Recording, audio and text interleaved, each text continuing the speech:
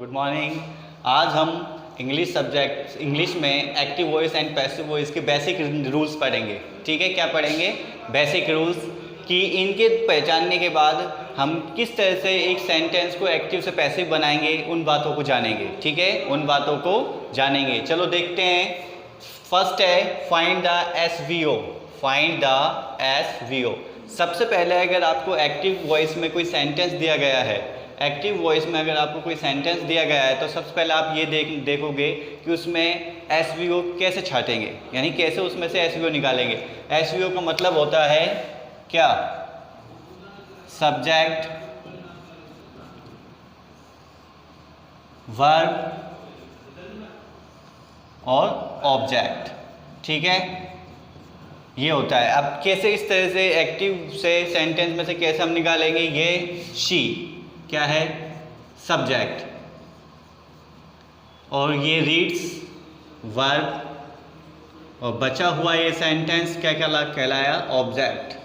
अगर आपको कभी भी active voice and passive voice बनाने हैं तो एक्टिव वॉइस सेंटेंस जो आपको दिया गया है उसमें से इस तरह से आपको एसवीओ छाटने होंगे। ठीक है, जिस तरह से मैंने आपको बताया है, she subject, read verb, a book object. उसके बाद आप जब ये छाट लोगे तो तब आपको पैसिव वॉइस बनाने होंगे। ठीक है, उसके बाद कन्वर्ट ऑब्जेक्ट इनटू सब्जेक्ट, यानी दूसरे जो नियम है आपका, कन्वर्ट ऑब्जेक्ट इनटू सब्जेक्ट। ये जो एक्टिव वॉइस का ऑब्जेक्ट है, पैसिव वॉइस बनाते समय उसको किस में चेंज करेंगे, किस में कन्वर्ट करेंगे? सब्जेक्ट में। किस में कन्वर्ट करेंगे? सब्जेक्ट में। ये अपना एक्टिव वॉइस का ऑब्जेक्ट है और ये पैसिव वॉइस में ऑब्जेक्ट को सब्जेक्ट बना दिया। ठीक है, इसके बाद तीसरा नियम है use suitable helping verb with subject, यानी सब्जेक्ट के अनुसार, किसके अनुसार? सब्जेक्ट के अनुसार हमें एक उपयुक्त और उचित वर्ब का उपयोग करना है सब्जेक्ट के अनुसार। किस तरह से? अगर आपका सब्जेक्ट सिंगुलर है तो सिंगुलर वर्ब, प्लूरल है तो प्लूरल वर्ब आएगी। और सबसे पहली बात इसमें टेंस का भी आपको ध्यान देना पड़ेगा कि टेंस प्रेजेंट का है, पास्ट का है, किस तरह का टेंस है, उसके आधार पर ही आपकी हेल्पिंग वर्ब और आएगी। ठीक है, अब मैंने जो बताया है, थर्ड नियम जो आपको बताया था, use suitable helping verb with subject, यानी सब्जेक्ट के अनुसार आपको हेल्पिंग वर्ब का यूज़ करना है। जैसे आपने एक्टिव वॉइस के ऑब्जेक्ट को सब्जेक्ट बनाया पैसिव वॉइस में, अब ये जो पैसिव वॉइस है इसका जो सब्जेक्ट है बुक, क्या है? अपने आप में सिंगुलर है। अपने आप में क्या है? सिंगुलर सब्जेक्ट है। तो सिंगुलर सब्जेक्ट के साथ कौन सी वर्ब आएगी? सिंगुलर सब्जेक्ट के साथ हमेशा सिंगुलर वर्ब आएगी। कौन सी वर्ब आएगी? सिंगुलर वर्ब आएगी। लेकिन ये जो सेंटेंस है ये तो आपको पता है कि सिंगुलर सब्जेक्ट के साथ सिंगुलर वर्ब आएगी, लेकिन ये भी आपको देखना है कि टेंस प्रेजेंट का है, पास्ट का है, वो की पहचान किस तरह से होगी? जब आप एक्टिव वॉइस में टेंस पढ़ोगे, जो सेंटेंस पढ़ोगे उसकी जो वर्ब है वो देखनी होगी, वो प्रेजेंट में है, पास्ट में है, किस में है। ठीक है, ये जो आपको मैंने जो एग्जांपल दिया है, ये शी रीड्स ए बुक, इसमें जो ये वर्ब है रीड्स, ये प्रेजेंट की है। पता कैसे लगा है? क्योंकि वर्ब की फर्स्ट फॉर्म में क्या लग रहा है? एस या ई एस। इसी वजह से एक्टिव से पैसिव बनाते समय जब आप एक्टिव वॉइस का ऑब्जेक्ट को सब्जेक्ट बनाओगे तो इसके हिसाब से आपको पता लगेगा कि टेंस किसका है? टेंस है प्रेजेंट सिंपल का। टेंस किसका है? प्रेजेंट सिंपल का। तो प्रेजेंट सिंपल का टेंस है और आपका सब्जेक्ट सिंगुलर है तो उसके हिसाब से वर्ब भी सिंगुलर ही आएगी। ये इज आया है और ये इस तरह से इज आया है। इसके बाद अगर अपन अगला टॉपिक देखें, convert the main verb into third form, यानी इसके बाद convert the main verb into third form, यानी ये जो आपकी वर्ब है, वर्ब की फर्स्ट फॉर्म में एस या एस, एक्टिव से पैसिव बनाते समय इसको क्या करेंगे? हम थर्ड फॉर्म में कन्वर्ट करेंगे।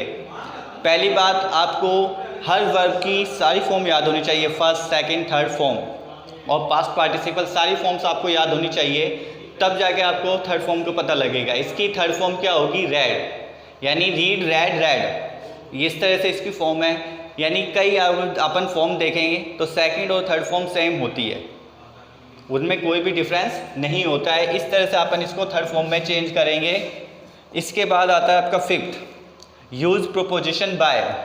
इसके बाद अपन हमेशा एक्टिव से पैसिव बनाते समय किस प्रोपोजिशन का यूज़ करेंगे? बाय का। हमेशा किस प्रोपोजिशन का यूज़ करेंगे? बाय का। यानी याद रखना, एक्टिव से पैसिव बनाते समय, एक्टिव से पैसिव बनाते समय फिक्स नियम है, ठीक है। सब्जेक्ट,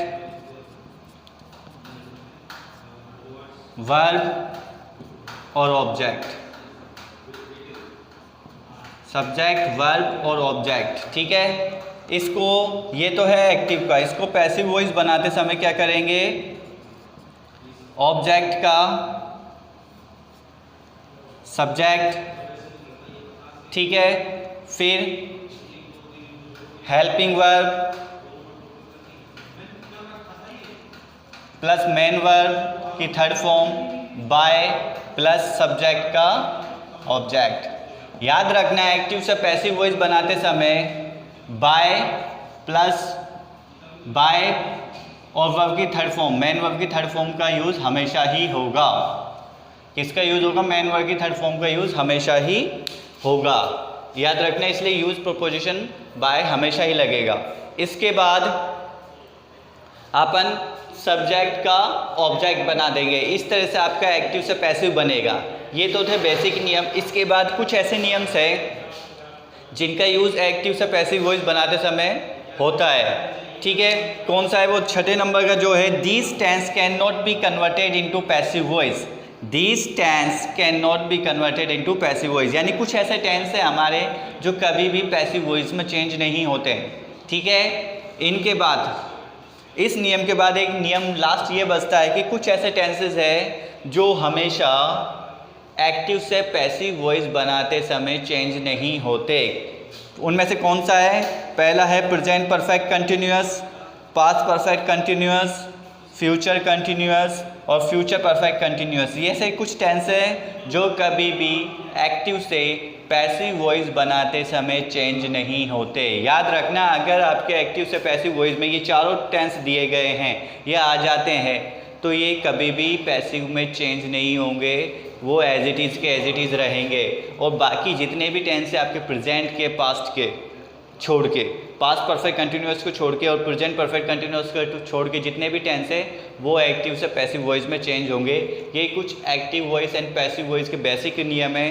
पहली वाली वीडियो में भी मैंने आपको कुछ बेसिक रूल्स बताएंगे। अब अगली वीडियो में मैं आपको एक्टिव वॉइस पैसिव वॉइस बनाना शुरू करवा दूँगा और इसको आप ध्यान से देखना और फिर करना, ठीक है। Thank you.